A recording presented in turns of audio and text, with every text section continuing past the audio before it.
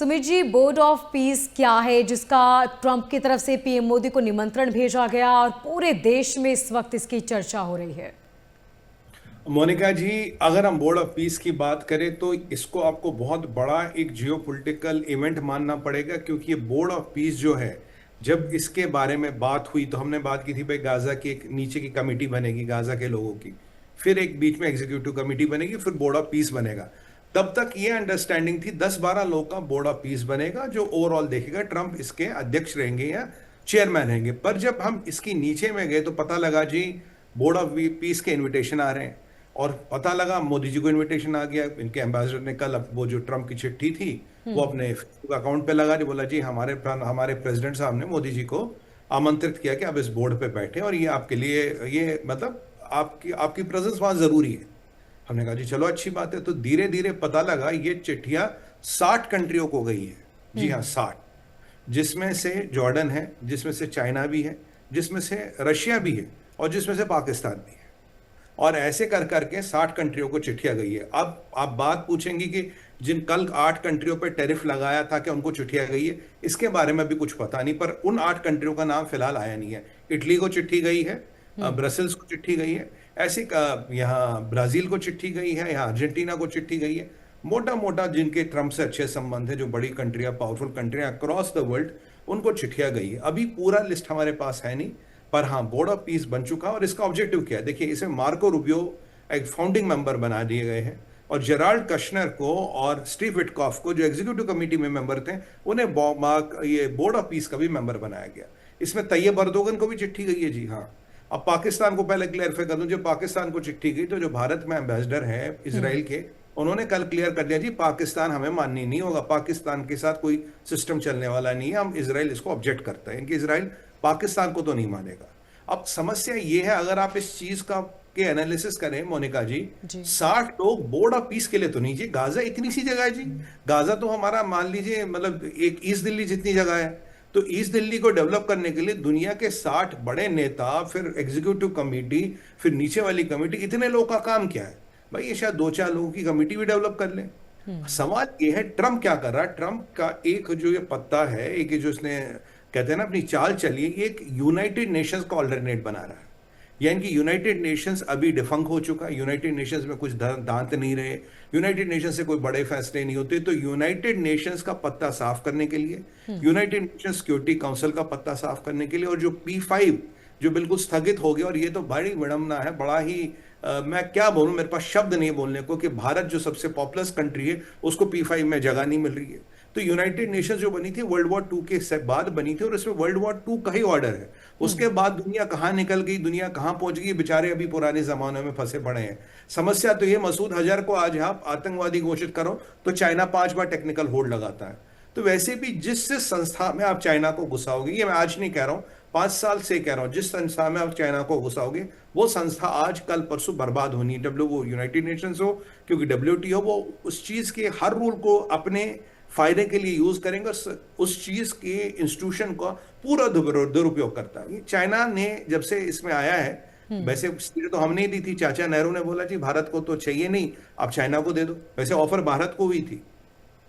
अब United Nations ने पिछले 70 साल में कोई वॉर प्रिवेंट नहीं किया। यूनाइटेड नेशंस बस इमरजेंसी अधिवेशन बुलाता, लोग प्राइवेट जेटों में आते हैं, न्यूयॉर्क में रहते हैं, महंगे से महंगे होटल में रहते हैं, बड़ी एक्सपेंसिव शराब खाना पीना खा के निकल जाते हैं। ये यूनाइटेड नेशंस है। हुआ क्या, किया क्या, खाया पिया 4 आना, गिलास थोड़ा 12 आना, वो भी कम बोल दिया मैंने, उस मतलब कुछ वहां फायदा नहीं निकलता। ट्रंप क्या चाह रहे हैं आप याद करिए, हमने डिस्कस किया था, ट्रंप 66 ग्लोबल बॉडियों में से निकल चुके हैं, जिसमें से अधिकतर यूनाइटेड नेशंस की। ट्रंप कह चुके हैं कि मैं इंटरनेशनल लॉ पे यकीन ही नहीं करता, जो मेरा दिल कहेगा वो लॉ है। अब ये जो गाजा पीस बोर्ड का तो बहाना है मोनिका जी, UN को हटाने का निशाना है।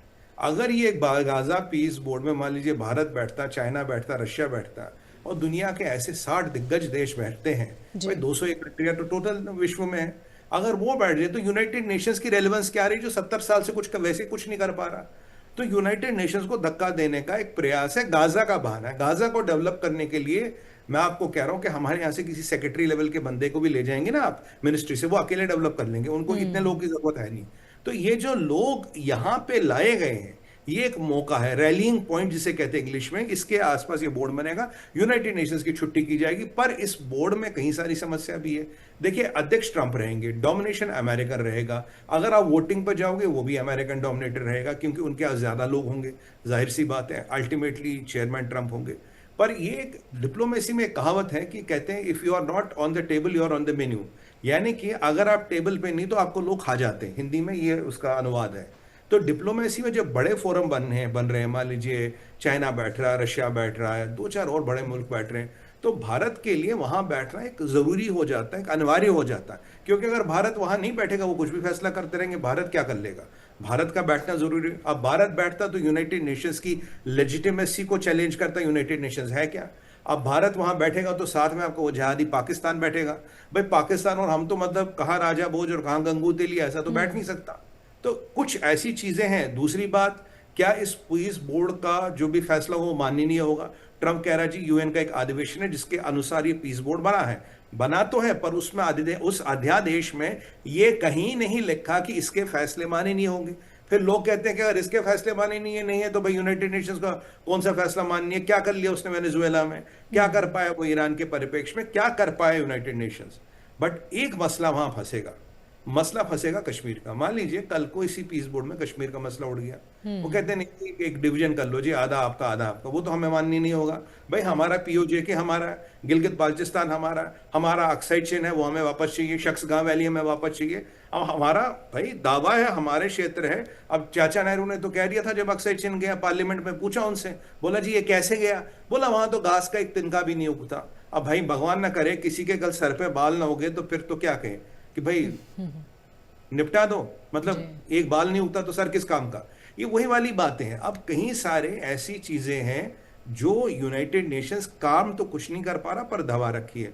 अब भारत का आना भी जरूरी है, मोदी जी का जाना भी जरूरी है, जाने के एडवांटेज भी है, जाने के डिसएडवांटेज भी है। अब ये भारत के लिए ना एक बड़ा, कहते हैं ना इंग्लिश में टाइट रोप, कि आप बिल्कुल तलवार की धार पे चलने वाली बात है, यहां भी खाए यहां भी खाए, उस पर चल चल के आपको बैलेंस करना, आपको पीस बोर्ड में भी रहना, आपको यूनाइटेड नेशंस की लेजिटिमेसी को भी खत्म नहीं करना। कल को ऐसा ना हो ना कि यूनाइटेड नेशंस का नाम हो जाए टीएनयू, ट्रंप यूनाइटेड नेशंस, वो भी नहीं होना। ये एएनयू आने में हो जाए, अमेरिकन यूनाइटेड नेशंस, वो भी नहीं करना। अब देखेंगे कि चाइना क्या करता है, आप देखेंगे रशिया क्या करता है। मेरा जो अनुमान है, भारत इसमें जाएगा, पर भारत अपनी कुछ शर्तें, कुछ कंडीशंस बिल्कुल क्लियर रखेगा।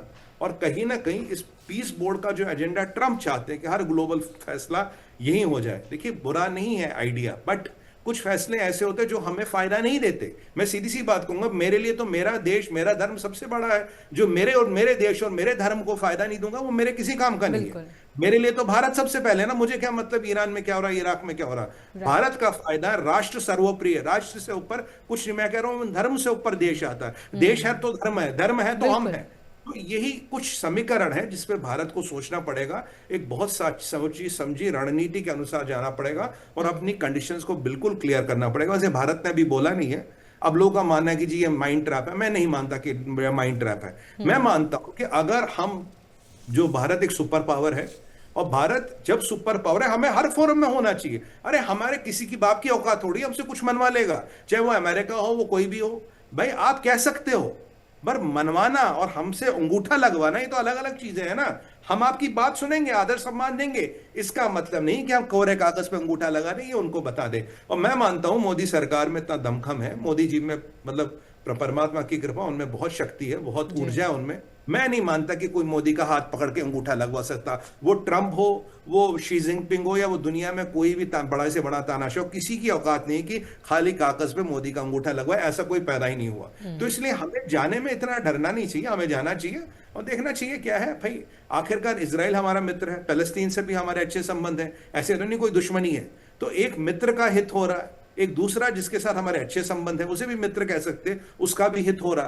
तो दोनों के हित के लिए और दुनिया के हित के लिए हमें जाना चाहिए। बट हाँ, कि भाई हम एक अपनी छोटी सी चीज को लेकर डरे, मैं कहता हूं, मेरा ये मानना है, भारत अपने हितों की रक्षा करने में 101% सक्षम है, इस पर कोई डाउट ना हो।